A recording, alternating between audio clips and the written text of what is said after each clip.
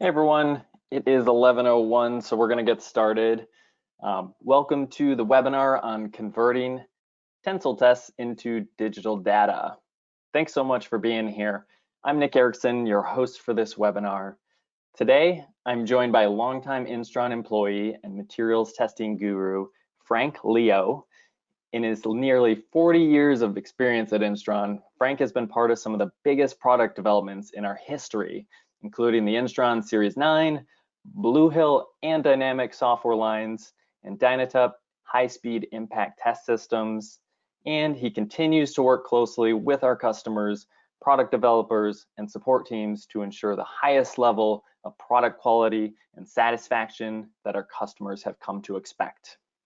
Because of his wealth of knowledge and experience, I'm very excited he's here today to provide us with this introduction to data acquisition rates and bandwidth settings and how they can affect your test results. As part of this discussion, I want to encourage you to send in any relevant questions that come to mind as we go along. Frank's going to answer as many of these as he can at the end. So with that said, I'm going to turn things over to Frank. Okay, well, thank you very much, Nick, for that introduction. And I want to thank you all for participating in this webinar. We've got about 200 people signed up, so it is definitely an area of interest. And at the end of the day, data acquisition or test results is what you're paying for in terms of your testing. You've got to get the right data coming in. So we're going to start. We're going to have a very fun talk. And first, I'm going to ask a question, just a basic question. Some of you might be aficionados in terms of this, but you have your cell phone cameras and digital cameras and so forth. Let me ask you a question. Is an 18 megapixel camera better than a 10 megapixel camera? These days, everyone's talking about, I've got 10 megapixels, I've got 18, I've got 24 megapixels and so forth. So when you go to a store, you see this big sign or a big sticker on these things talking about megapixels. So when you think about it, believe it or not, even though everyone advertises talking about megapixels, the megapixel is not the most important thing. Now, there is a general rule in terms of megapixels where you can say that a 7.2 megapixel is enough for an 8 by 10 picture or photo. But the most important thing is actually the quality of the sensor. That's much more important. If you have a poor quality sensor in your camera, you're going to get just worse quality pixels. So it's the old garbage in, garbage out type of philosophy. And in fact, no one should really exceed 24 megapixels because that's enough for an A3 picture, 11-inch picture there. So this is what we're leading to basically. Why are we here? We're not here to talk about cameras, but it's a good illustration or example of what's happening. Is in this world right now, you're all getting very confused, and I can understand that. In those years, is people are starting to develop a specsmanship, and it's not only in the testing industry, but in other areas where people are talking about load accuracy 1/1500ths, internal sampling rate, maximum data processing rate of 168 megahertz. It's becoming this my dog is bigger than your dog type of thing. And some of it is due just to tenders, right? Just to say, okay, I have an extra decimal place, I have extra zero on my sheet. So therefore, it's enough to confuse the user into thinking it's a better system. So there's the claims of test systems versus what reality is. So remember, bigger or small is not necessarily better.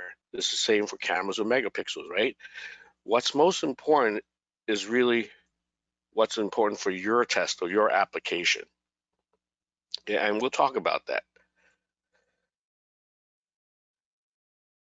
So we're moving on to talk. First, we're going to talk about data acquisition itself. We're going to talk about data rates, bandwidth, and a little bit more after that. So we've got 3 simple topics here.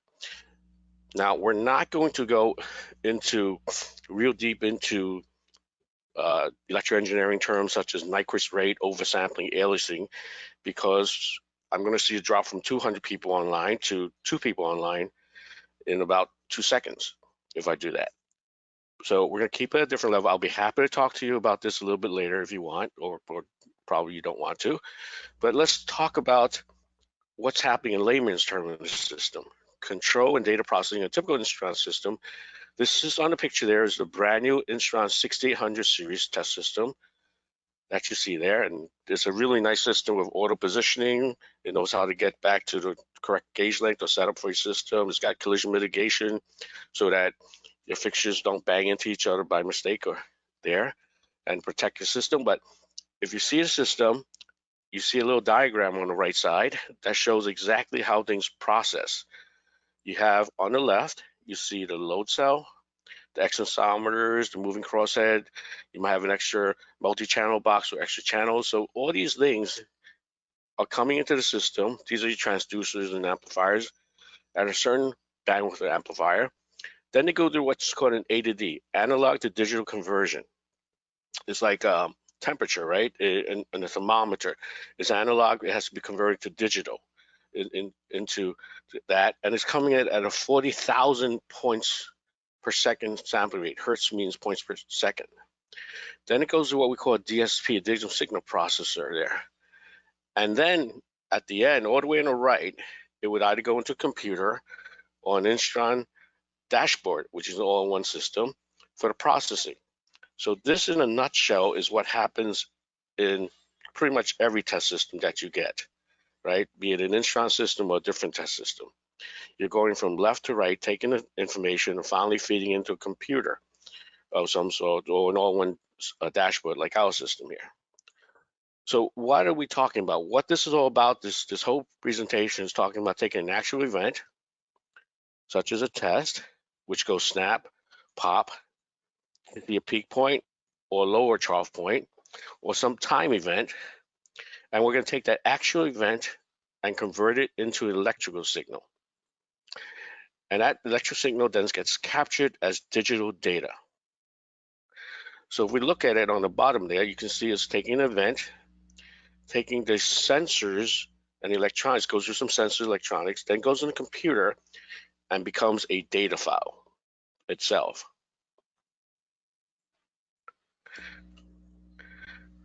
So an event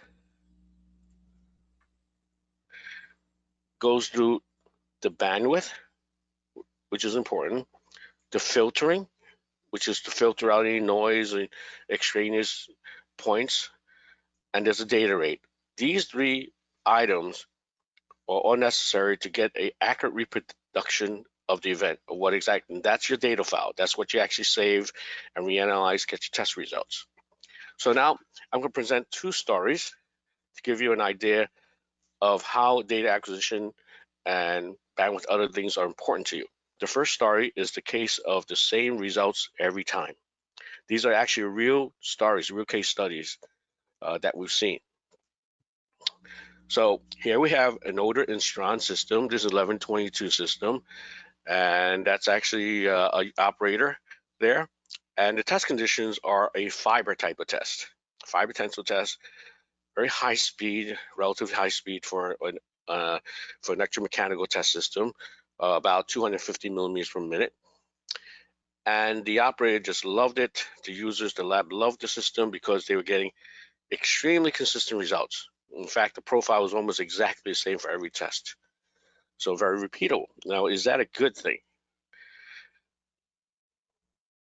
Well, that's the curve that they were getting on the chart recorder there, right? You have an XY chart recorder that rolls up and down, and you get this test curve. Now let's take a quick look. The chart recorder, because it's a pen that goes across and the paper has to move across, has a certain responsive time. And so what you see is that's the chart recorder's responsive limit. That's how fast it can actually move physically on the system.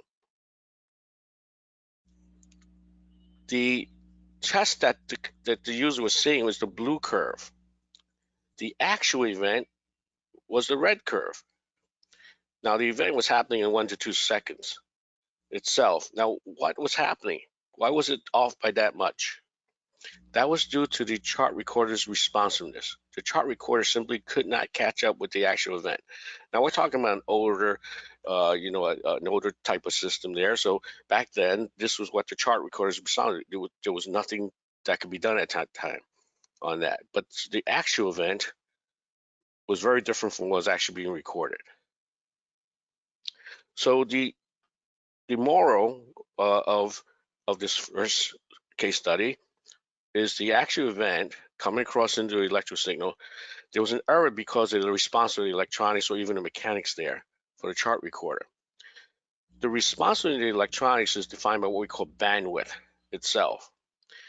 Now, sometimes bandwidth you can think of is related. It talks about a certain time constant or rise time there. We'll get into more detail about that. So anything shorter than this time constant, you're going to miss it completely. You saw that peak load point, the curve, the actual modulus, that gets missed because the bandwidth just wasn't there. So now we're going to present the second story. This is the case of the missing peak. And in this case, it was in this condition, it was a medical device test, and they were going at a relatively moderate speed, about 2 inches per minute, 5 inches per minute. They were getting some scatter in the results, and there was some tolerance based on the results there. Now this is an older Series 9 system on an Instron 4200 system there, and you can see that was the test curve coming out of Series 9. Looks pretty good actually, doesn't it? And very, very consistent. Now, the system was capturing those little star points. Those are the actual data points that it's capturing for the curve itself. And however, the actual test event looked like this. You notice that it's missing that peak point there, or the yield point. Now, this missed peak was because the setup was a slow sampling rate. The dots, when you connect the dots, that gives you the test curve, right? That gives you the profile test curve. Because the data rate was too slow, the peak was missed on these tests. So here's the moral of the second story there, was that data rate is critical for capturing peaks or points that are critical. Too low a data rate means you're going to miss important points, such as miss peaks or yield points. Now, we'll talk about this a little bit later, but too many data points really gives you nothing.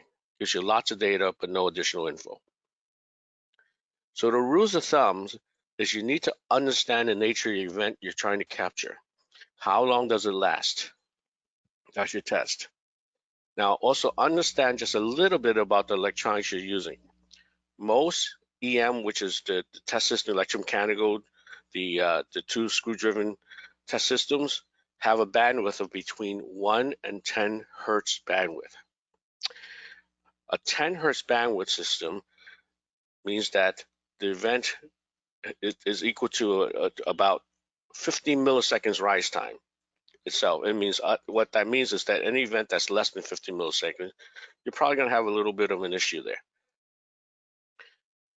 Now, in terms of guidance, ASTM E1942 gives you a little bit of guidance there. It talks about that the data rate has to be approximately 10 to 50 times the speed of the event. And that really depends on the shape of the curve. Is it dull or is it sharp? We'll get into that in a little bit more detail. But that's just give you a little background of what you have there.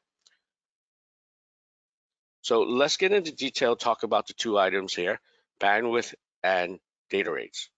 So bandwidth is responsive. Think of that as responsive, how responsive the system is. So here you see bandwidth, you got filtering, you got the data rate. So why do you worry about bandwidth?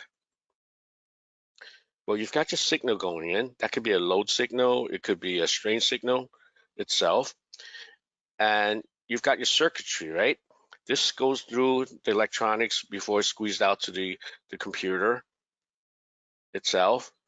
And what you see is you have really a high bandwidth or a low bandwidth. If you look at it here, they're very different in shape. On the left is the actual the real thing, right? The signal coming in. And on the right is actually what you can actually end up getting. Now, a high bandwidth is very responsive, right? So you can say, why don't we always set it to high bandwidth? However, too high a bandwidth gives you noise. It gives you a lot of scatter, extraneous data points itself, which means it totally destroys your test curves in terms of the profile, and you really don't capture real points at that in that. So that's the high bandwidth. Now a low bandwidth has a lot less noise, you notice, but it's so dull that you actually miss that peak of the profile. It looks so different, right? It looks nothing like the real signal coming in. So what you have is, here's the difference between a low and a high bandwidth system. So here's some example of pew testing. This is where bandwidth plays in quite a bit. Same exact testing parameters, different bandwidths. What you see up here right now is a typical pew test. And the pew test, when you peel it, the adhesives comes apart and you have these peaks and troughs, these drops and so forth, and it looks exactly like that. Now, what you see here up on the top is a test running at 10 hertz bandwidth. Now, we're going to run the same test, now running at 1 hertz bandwidth, lower bandwidth, right? And if you look at it, you can actually see it doesn't look too different to the naked eye, but you start to see some difference there. You notice that the first peel point, when things separate, the first peak is much higher than on this lower bandwidth test. There, you notice that it's a little cleaner, a little smoother. I don't get that many jumps up and down there. Now let's take a look at it set to 0.1 hertz bandwidth. Totally dull. Totally dull. I miss almost everything. It almost looks like a smooth curve there. So this is a pew test. Pew test is one of the examples where you do care about bandwidth. Now let's take a look at the results here. At a 1 hertz bandwidth versus a 10 hertz bandwidth, right? If I'm running at a 1 hertz bandwidth, let's take, for example, the first peak. On a higher bandwidth, I'm getting 18.66 as the average ounce versus 17.61 ounce. For the average load, which is very typical for people, you're looking for the average load. On the higher bandwidth, I'm getting 24.95 versus 18.68. That's a 33. That's almost a 34% higher number than running at a low bandwidth. So you get higher average loads across the board. Now this is real. We're not fudging anything. This is your actual test event that's happening. But because we're going to a higher bandwidth, we're able to actually capture the event, much more accurately. If I was actually doing a adhesive test, this is my product, I want to run at a higher bandwidth because it presents my product in the proper light to my consumer or my user itself. You're not paying, you're not fudging anything at all. This is what you want to see. In fact, we actually presented this type of testing data to the Pressure Sensitive Tape Council, and they were quite impressed, and they said they wanted to look into this much more. Here's another event, not a pew test, but a paper test. Paper test is a very fast event, right? When you run paper, you're running approximately 12 inches a minute. It's just a quick snap.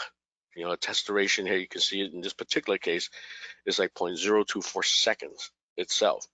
Now we're looking at the first curve. This is going at 1 hertz bandwidth. The data rate is 500 hertz, 500 points per second.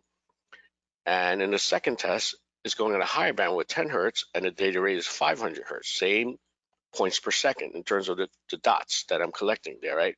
Points per second is exactly the same. Just changing the bandwidth here. Notice the difference in profile. It's completely different, right? In the lower bandwidth, I'm not even getting the rise. This is a true profile on the bottom there. Going at 10 hertz, you can see it's completely different. I'm actually able to see the rise in the load, the inflection there. And if you can actually take a look there, notice also the peak point is closer to about 80, and on the first test with the low bandwidth, it's closer to 60. It just isn't fast enough to capture at that bandwidth. It's dull. The signal's been too dulled. So again, looking at the test results here, looking at the maximum load what a difference you see there. There's a 30% increase in going with a higher bandwidth for the maximum load.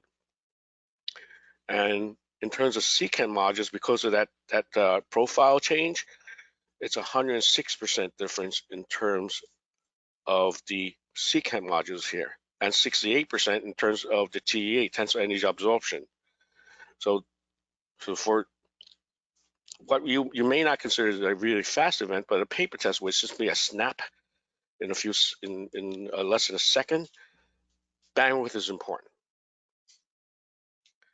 So here's one more example of something such as a fiber type of testing. This is a case where, whoops, sorry there.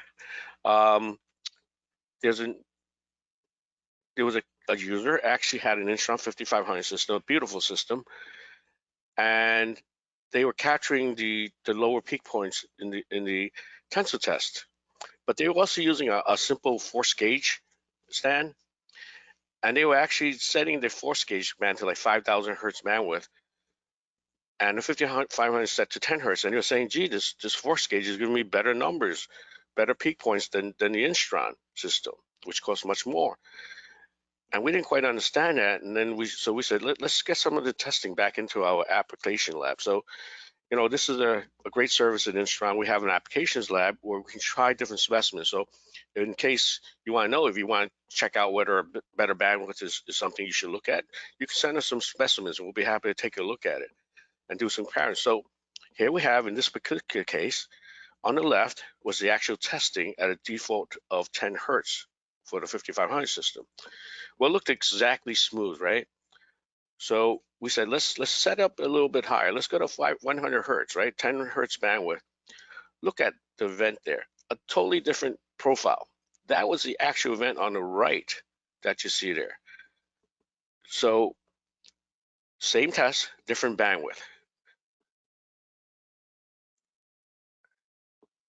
So the summary here is basically bandwidth is a measure how responsive the electronics are. It's usually designed in, and users don't have control in most systems. And it is a compromise. The reason why a lot of manufacturers design in is that this is something that can really mess up your system if you don't know what you're doing. It's a compromise between noise and responsiveness. Now, most electromechanical systems, not only Instrons, have a bandwidth between 1 and 10 hertz. If you're not sure, you should ask your manufacturer. It's something you should just know. On the Instron systems, the 5500 systems, you can set it to 100 hertz. The 5800 system, you can set it 500 hertz. And on the newer Instron systems, such as 5900, 6800s, you can set it to 1, 10, 100, 500 hertz. So we have that flexibility in the Instron systems to change this. Now, just as a reference point, for 10 hertz bandwidth, the time constant is approximately 50 milliseconds. What this really means for you is that if your test event is shorter than 50 milliseconds, you're not going to get the responsive that you may want. You're going to get some clipping going on in your data. So that last test that you saw there, it was much less than 50 milliseconds. So you didn't get that nice true profile. So now we're going to talk about data rate, right? So part of the factor is bandwidth, the other part is data rate. Now I think most of you understand data rate a little bit more. Again, we'll just take a quick review, right? We have an actual event, we're converting it into electrical signal, and then it comes across as a digital file. So as far as your test system is concerned, it's your test that's happening, going through sensors and electronics, going into computer, and then being captured as a test file, right? A data file of all the points. So we're looking at this point, capturing as digital data into a data file. So what is data rate? Well, this is something you see a lot in a lot of brochures. This is an example of a test event from curve. Could be a Pew test, could be whatever. And basically, data rate is the frequency captured. Those lines there represent capturing data points at those intervals. right? It's a T, right? So data rate, sometimes people talk about points per second, means 100 points per second, means during that time, in a second, I'll capture 100 points. Or they talk about hertz, right? 1 over T there. So these are the points that I'm capturing there. And if you take a look at it, you see a little picture there on the right. Capturing data points gives you a digital reproduction. It's almost like to connect the dots, that the children use to actually get a drawing. The more dots they get, the truer profile, right? And you can see that's an elephant you're going to get, right? If you had less dots, you might end up looking like a cat. But so what you have is on the upper black curve, you see is the true event, but I'm simply collecting, you can see my data points that I'm collecting are the stars on the curve there. And because I'm not collecting enough data points there, this is what I end up as a reproduction on the red one. It doesn't look exactly the same as what it should look like, right? On that. This is what I end up with as my file. If I'm presenting my curve to my manager or to a customer or a supplier, he's going to see this, or she's going to see this instead of the real event. So that's the effect of slow data rates, right? It's another way to look at data rate is a measure of how a signal is being sampled. So here's where, let's give an example. I have a camera. I'm asking you to take a picture, and I'm asking you to take it at every 0.5 hertz, right? And when you take it at that, you're going to snap the camera, take a picture, then wait, snap a camera, and take another picture. And you're going to hand those slides to me. You can hand those photos to me, and then I'm going to say, well, what were you doing? Oh, you were taking a picture of someone just standing there. That's not what's happening, right? Well, I'm going to tell you to go a little faster. So you actually change that, and you're going to go twice as fast, 1 hertz, and you're going to start taking pictures a little faster, double. And then you hand me the pictures when you're all done, and I'm going to take a look and say, oh, you're taking a picture of a person that's standing, then standing on his head, then standing and standing on his head, back and forth, back and forth. Again, a little better than before, but not quite, right? And then the last thing is I'm going to take a picture, and I'm going to ask you to take pictures at 2 hertz. What you can see, because it's increased in frequency, I can get a much better profile and actually say, okay, this is getting a little better. I can actually, it looks like something's happening where I can see the person's head and then his rear and then so forth. It looks like something's happening. You can see if I keep increasing, I'm getting a better and better picture of the signal coming in, which is analog, and what's being logged, which is a digital on the right.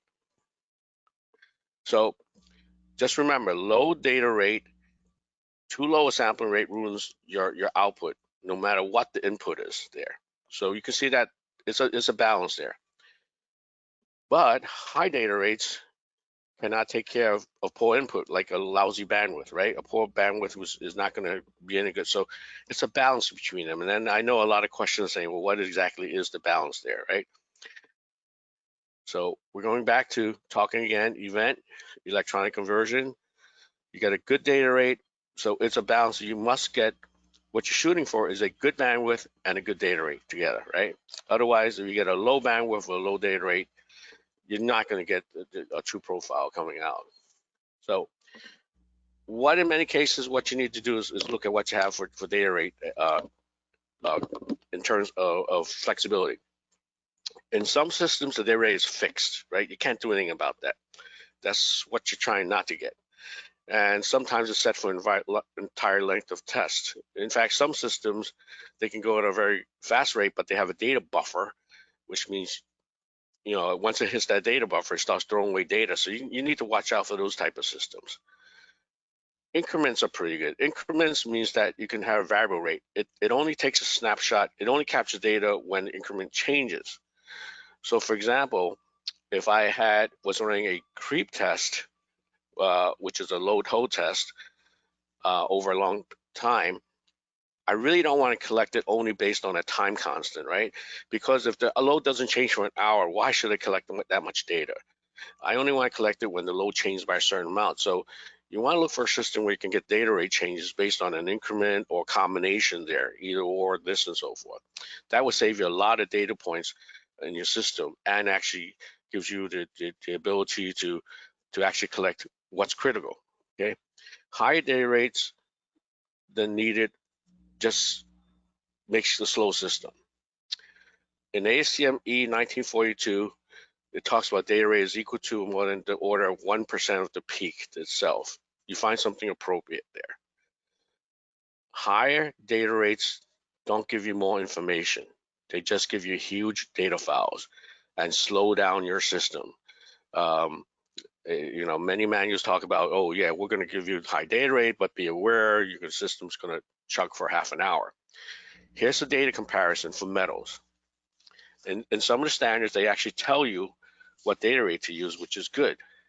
So this is ISO 6892 for steel. It talks about for a modulus of 210 megapascals, you should go approximately 27 hertz points per second for strain rate tests, about 18 hertz for stress rate tests. So if you look at this, we actually ran some comparison tests here. On the right is the data rate, going at 1 point per second, 5, 10, all the way to 1,000 points per second. Then we actually looked at the tensile strength for each of these tests.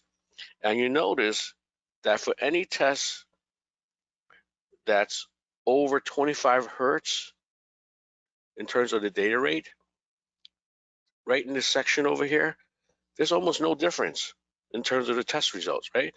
We're talking about way down in the fourth decimal place exactly on that. And if you look at it at 100 hertz, there's absolutely no difference at all. You're going to get the same tensor result. So there's no point in going over 100 points per second in this metals test according to the ISO standard there, right? You're just going to get 10 times more data on your test file, which means more data to reanalyze later. So general rule for data acquisition rates is data rate should be 2 times the bandwidth, should be higher than 2 times the bandwidth. Now the default setting, just an FYI, is in Blue Hill is 5 times the bandwidth. So the default is set properly for you in many cases. Usually data rates higher than 10 times the bandwidth is not beneficial. This is just a general rule there. So you may want to test it out at any time. Now in adhesive testing, we also did a study there where we did play with the bandwidth and the data rate. And you saw before with the bandwidth, it was very important. That the high data rate does help, but be aware in this particular, like in Pew test, too high a bandwidth ends up giving you a lot of noise, which totally just destroys the results there on the Pew test there. So there's your balance there. Right, we're talking about that Pew test before. Okay, so those are the 2 factors that we talked about, which is bandwidth and load accuracy. Now there's a third component. There's a lot of other components, but this one's very important too, which is load measurement accuracy. Right, this is what we call garbage in, garbage out. Now load accuracy has changed over time because of better electronics, better load cells. And I want to start with just using the Instron system, for example. Now on the left are the Instron systems of approximately 1983 vintage. The 4200, 4300, 4400 series. The load cell accuracy was plus or minus 0.5% of full scale to 1/50 of the load cell capacity. In other words, you can go down to 1/50 of whatever load cell you had, and anything above 1/50, it had an accuracy of plus or minus 0.5% of the full scale. Now the 3400 in the middle, you see the newer systems, the 3400, 3300 systems, they have a plus or minus 0.5% of full scale to 1/250 of the load cell capacity. That's a 5 times better. It can go much lower in terms of accuracy range. And the newer systems, the 6800 and 5900 systems, we can go down to 1/1000th of the load cell capacity. Now, what does this actually mean? What 2 things I want to talk about. One is when people talk about accuracy 1/50th or 1/250th, always ask the question, what percent? Because some people claim we go down to 1/5000th. Well, that's a 1 per, and then you look at the fine print, it says plus or minus 1% a full scale. That's totally different. That's different. Compares apples to oranges there. Most cases, there's a class 5 or class 1 in terms of when you do reference standards, and class 5 references 0.5%, class 1 references a 1% accuracy. Now, what this really means is this. It means on your test curve, you have a certain section when you run the test. In this section, from 0 to, let's say, 1/100th of the load cell capacity. Just an example here. If someone told you that my accuracy is plus or minus 0.5% down to 1/100th of the load cell capacity, that means this yellow section, this is not guaranteed. They cannot guarantee the load accuracy. This is garbage to you. Okay, you can't make measurements. You can't use this for calculations, or you shouldn't use it for calculations and such, because you can't guarantee that on a system there. So the more blue in terms of the range, the better, right? So on the newer systems, the 6800 systems, you're going to see more blue. You're going to have a smaller yellow region there. Here's another way of looking at it. The load accuracy diagram here is just the load going across. This is full scale. So an example is a 10,000 Newton load cell. So from here all the way to the right is the full scale, 10,000 Newtons, right? And on the older systems, and you see, or anyone that says I have a 1/50th down to 1/50th, it means that from 200 to 10,000 Newtons, I can guarantee you the reading of plus or minus 0.5% of reading. Whatever you read, I'm going to guarantee you plus or minus 5%. Anything below that, from 0 to 200 Newtons, you shouldn't be using itself. You can't use the load cell for anything below that. If you look at a 3300, 3400 test system, this has a 1 to 100, for example, 1 to 50th there. You can go down to 50 Newtons. And on the newer systems there, the 5800, 6800 systems, you can go down to 10 Newtons. Now that's huge when you look at a system where it can go down from 10 Newtons all the way to 10,000 Newtons. And that's what, but you got to get some really good electronics and load cells for that. So why is this important? Well, you can always switch load cells, but here's an example of why load cell accuracy is important. Very typical, for example, ISO and 527, the standard would tell you exactly what load accuracy range is necessary. In ISO 527 for plastics, it tells you that the start point for load accuracy range is the modulus point, point A on the curve there. And it has to go all the way to C, which is a failure point, which makes sense, right? You want to be accurate within that range there.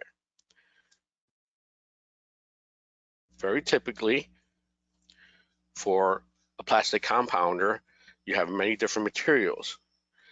In this case, I picked 5 materials: polyester, acetal, PBT, PPS, and so on. And if I was a user on the system, that means that if I had a 1500 system or 1600 system, because of the load accuracy range on the Instron 5900 system or 1600 system, all I need to do is use one load cell. Because it can go so low, I can actually run all these tests, because I have to satisfy all these things, which is the modulus origin, the point A, to the break point, point C. Now, if I wasn't using a 1500 system or 1600 system, and maybe an older Instron system or different brand, some brands, I would have to use 2 load cells to meet that.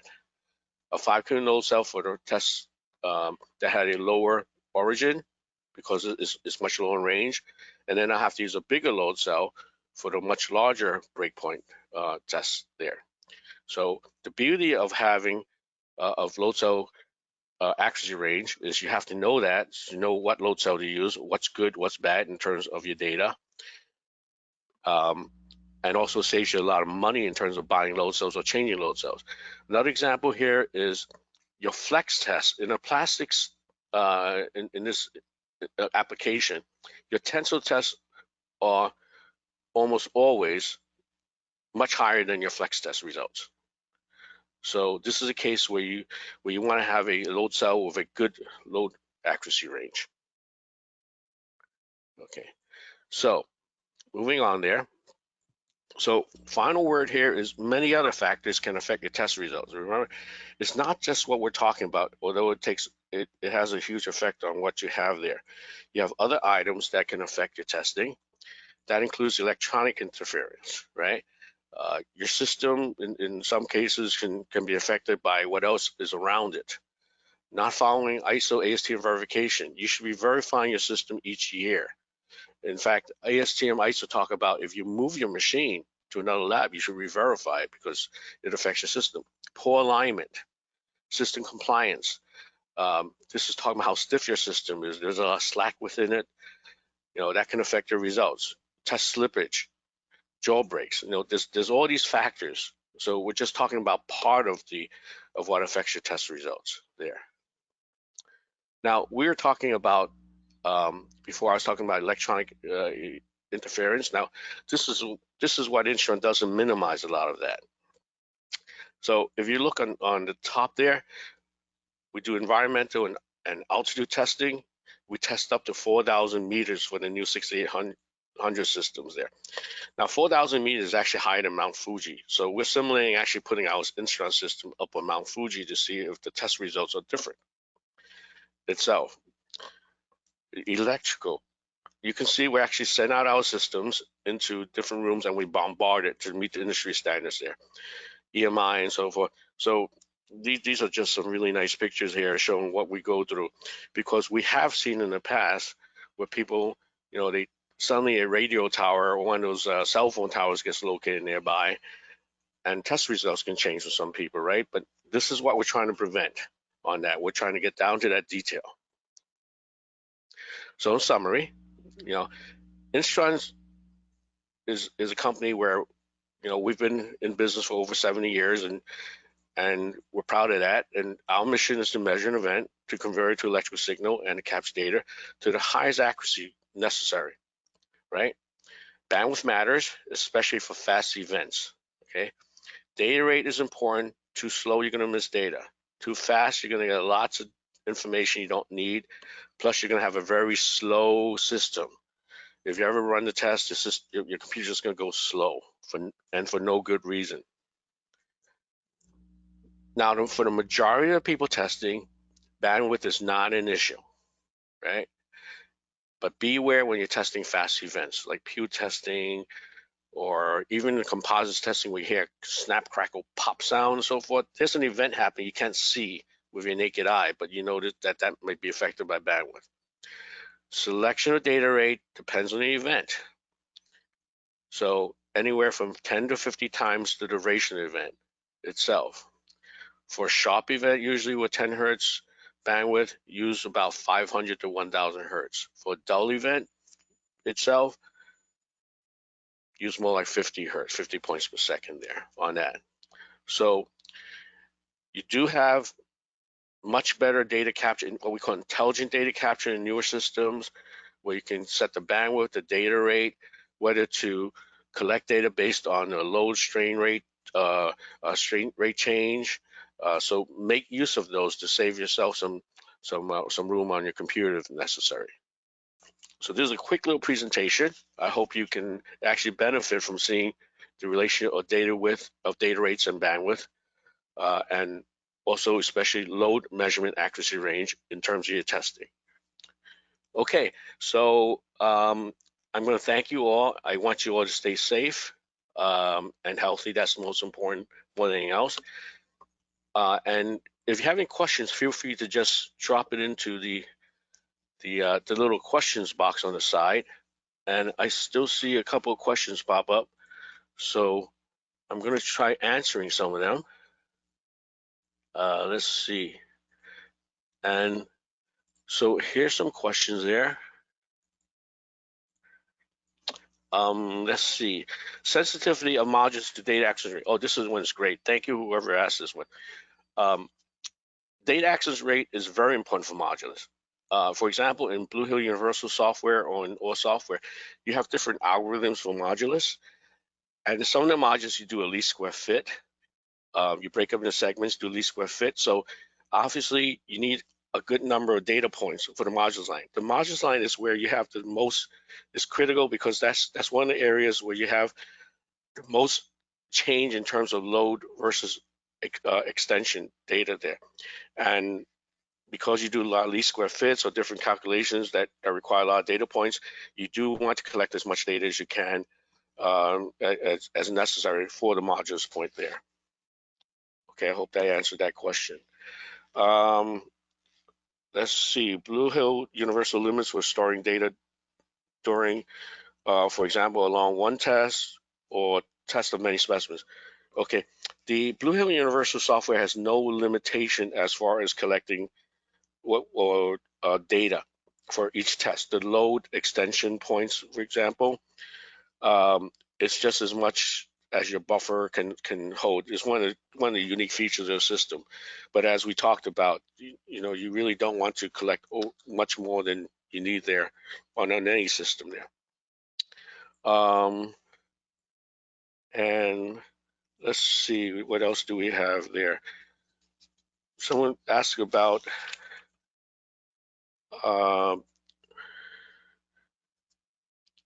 possibility to calculate a maximum data acquisition rate to prevent overload.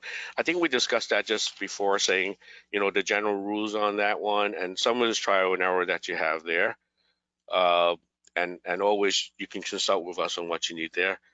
Optimize the balance between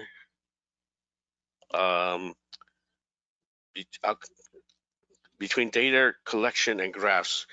Okay, I'm not quite sure I understand that one. But in terms of the graph is usually, like you saw, to connect the dots.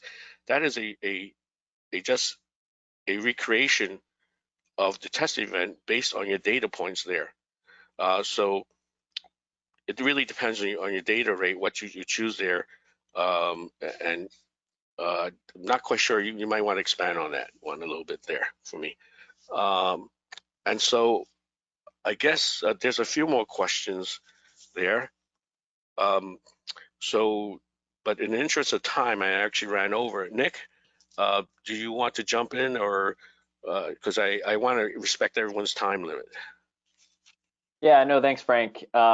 Yeah, I know we were scheduled for a 45-minute webinar and have gone over just a little bit, so apologies. But thank you for everyone that has stuck around. I do see a fair amount of additional questions that have kind of rolled in. So thank you for sending those in. I'm going to work with Frank after this to make sure he gets copies of all of those questions, and then we'll just follow up with those individuals after.